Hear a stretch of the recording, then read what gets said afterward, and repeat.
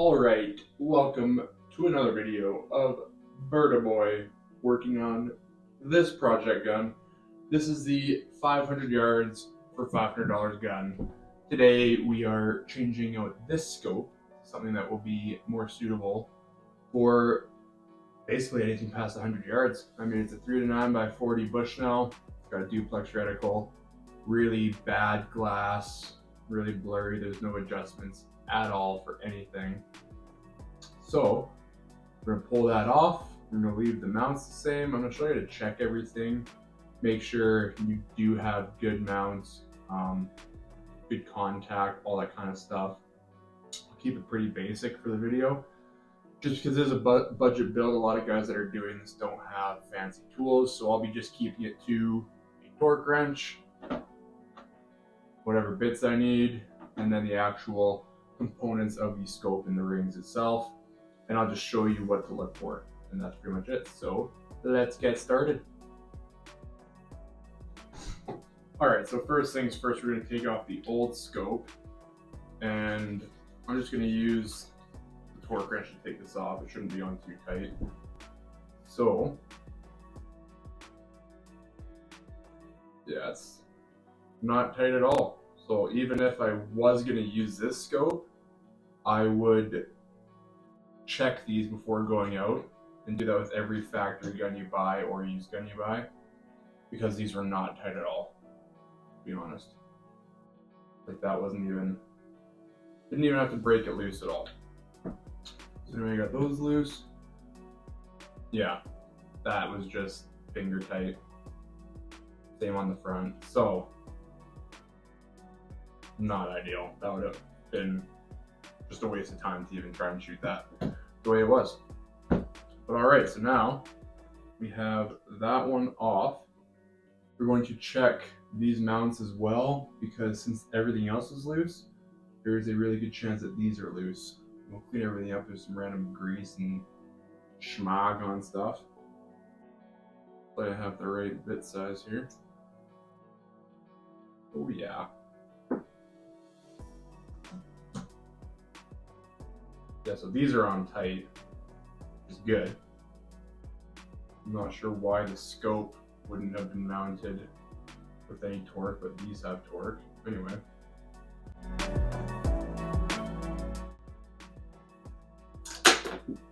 Well, there goes that one. Goodness. Freaking kids. Alright, so these are both off now. Just a whole bunch of grease and gunk in there. And probably on these too. Yeah, just full of grossness. So we're gonna get a rag. We got a rag. We got brake clean, which will dry everything off, evaporate any oils or junk on there. Good wipe. Oh yeah. Cleans right up. Perfect. Then we'll just give these a wipe, make sure all the junk is off of every surface. Basically, factory fresh again. So it's great. Alright, those are clean.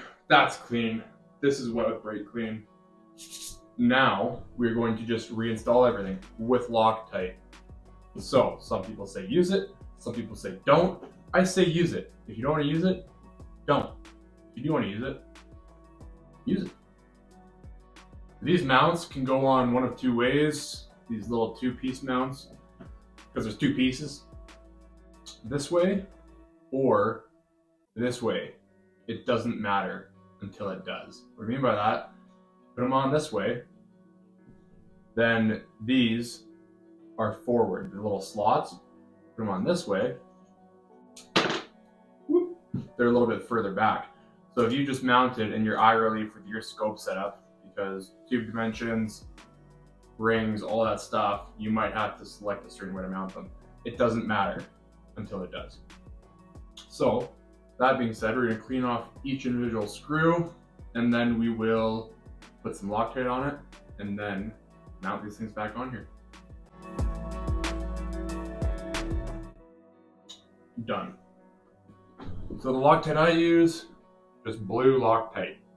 Permatex, medium strength, Loctite. Medium strength. It's not going to glue these things forever. It will break, which is what you want with stuff like this that you're going to be taking apart in the future. So how much Loctite do you put on? Let me show you. So you got your screw, right? You got your Loctite, right? You put just enough that it's on there, and that's it. I don't go any more than that. So once you have Loctite on it, you just screw it in. And all I gotta say, also remove your bolt for this. You can. If you do put on too much Loctite, you will simply have Loctite dripping down into your bolt mechanism, which is really not ideal. So I'll remove it. You don't have to. I'm not gonna be going crazy on the Loctite, so it doesn't really matter to me. But for sake of showing you how to properly do it, we'll remove that. All right, so that's one in. I'll do the other three and then catch you when I'm done. All right, so now we have snugged it all down, just finger tight is all. And now we'll grab our torque wrench, set it to 20 inch-pounds. That is all we need on these, 18 to 20. Let's go 18. And now we're just going to torque it, each one. These are officially professionally mounted. So professional. Guy with a freaking rabbit hat. All right, so now we want to put the rings on these. There is two ways to do rings, this way or this way. Basically, whatever your preference is. Some guys say that these always have to be on the left side. Some guys say it doesn't matter. Every factory gun, they're on the right side. Make your pick. I don't know. Don't know what to tell you on that one, but I'm gonna do it on the right side. That's what I want to do. So you'll see that there's some play back and forth, right? All you want to do is give a little bit of forward pressure on here, so you're pushing down and forward. And basically the reason we do that is when your gun recoils, so you have everything clamped together, your gun recoils. Well, your scope doesn't recoil. So every time your gun comes back, the scope wants to stay in the same place. But these grab it and bring it with the gun. Every time it does that, the inertia is pushing the gun back and leaving the scope here, meaning the scope wants to pull these rings forward. That's just the way the momentum works. So if you already push it forward, you're giving it nowhere to go. Everything butts up against actual metal on metal. If you have it to the rear, there's a chance that over time when your gun recoils, it'll shuffle its way forward because there's some play in there. So, long story short, just push it forward. That's all you gotta do.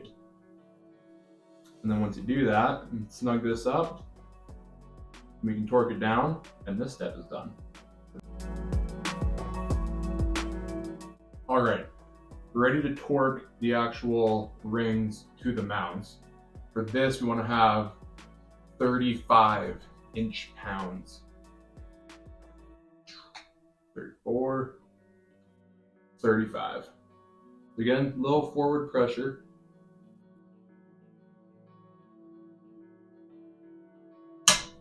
That's that one.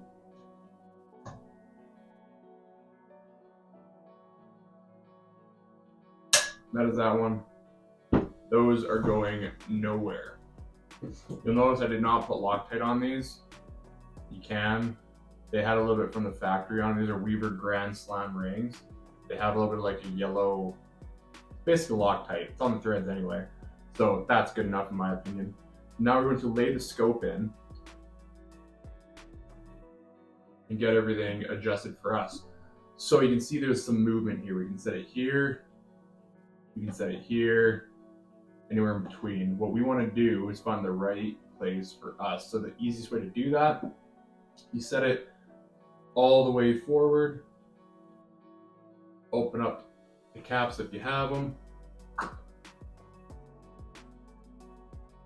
and then all you're going to do, shut your eyes, get behind the gun, get comfortable, open your eyes, and then make sure that there's no weird ring around your reticle. So basically, if I move it back and forth from here, it gets to a point where there is a ring that's following my image inside. And so that little black ring in there, you don't want that. You want to be just a clear image picture with your reticle, and that is all. So right here is that exact spot for me. And you'll see it's right in the middle basically of where it should be. So that works out. Now, if you're in a situation where you actually need to bring your scope back here, you can see this setup would not allow for that, then you have to buy a full Picatinny rail to put on here, which is a good option anyway, but that would be your only option. Or if you have to have your scope further ahead, once again, these only allow so much adjustment, you guys get a Picatinny rail. Like I said earlier, if you do flip these, you will move that about a 1/4 inch in the direction, the actual bases themselves. So that is an option as well if you're really close. And now we have to level it. There's two options when it comes to leveling. Either you do the right thing and you put this level on top, you put this level on your gun, you match them both up, that's perfectly level, and then you know for a fact that your scope's level. If you don't have that, I'm going to show you another way that, again, I've never had an issue with, but some people say you do have issues. So my way of doing it is I simply put it in front of me, look down the scope so I can see the reticle, make it nice and vertical, and I try to make the gun as level as I can with the scope, and I twist it either direction until I think it's perfect. And that's all I do. Get right up on it, tap it either way, and just play with it until I think it's good. Is this accurate? I think so. People have better ways of doing it with levels? Yeah. But if you don't have a level, this will work for you. Alright, so everything is kind of snug-ish, pretty loose, but almost finger tight. I'm gonna look at this again, make sure it's still where I want it, which is the hair over. Alright, so that looks really good to me. What I'm gonna do just for fun, because I can, is see how close I am. And that way you guys can see how well that method actually works and if you should use it or not. So we're gonna level out this the best we can. The gun is perfectly level and the scope is off by just a hair. By a hair, I mean it's enough where it's on the line instead of in the middle.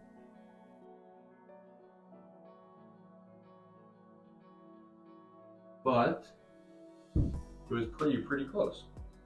So now that we do have it level, 18 inch-pounds, and I'm gonna go crisscross like a tire. All right, those are all torqued. So again, if you don't have a level, don't sweat it. You can just eyeball it. And I got within probably like a degree. Really close. But now we have this scope mounted. All it's left to do is boresight it. And you can do it at the range, you can do it at your house if you want. How I boresight is super simple. At the range, I'll lay down behind it. I will take the bolt out of the gun. I will look down the bore of the gun and aim it at the target and then support it. So that the bore of the gun is aimed at the target and I can see straight through the bore and see the target. And then all I'm gonna do is adjust my scope without touching the gun until my scope is on target. And then when they both match, so my barrel's pointing at the target, that's where the bolt's gonna go. My scope is on the target, which is where I'm aiming, then I'm done, I'm boresighted. I'll take it to 25 or 50 yards, take a shot, make sure I'm super close, then go to 100 yards, and then make sure I'm bang on. And I will show you that on the range day. But for now, that was just installing the scope. All said and done, $250 for the gun, $200 for the scope, and $45 for the rings. And then taxes on the scope and rings. It's just over $500. Like we're talking a hair over, but not bad at all. And then the ammo, I did load some up. We have some .308 rounds I've loaded, 178 ELD match bullets, nozzler brass, just some brass out laying around from another gun, and yeah, target powder, CCI primers. Pretty straightforward hand load.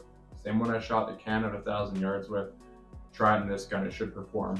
I'm gonna do a test though as well, and stay tuned for that. I'm gonna try a few different types of ammo and see what one does best. Nonetheless, the cheapest ammo you can buy in Canada, the cheapest hunting ammo you can buy, and then my hand loads, which basically they're custom rounds, so kind of as high end as you can get. That is it for this video. I will drink my beer, I will prep everything for the range, get out to the range, do all that, show you that in the next video, and then we will go to distance after that and see what we can do. If you want to see something special, like a certain target or something, let me know in the comments. If you want to see a certain challenge, I guess, that I can do with this gun, let me know in the comments. But yeah, that'll do it for now, guys. Thanks for watching. I will see you on the next one.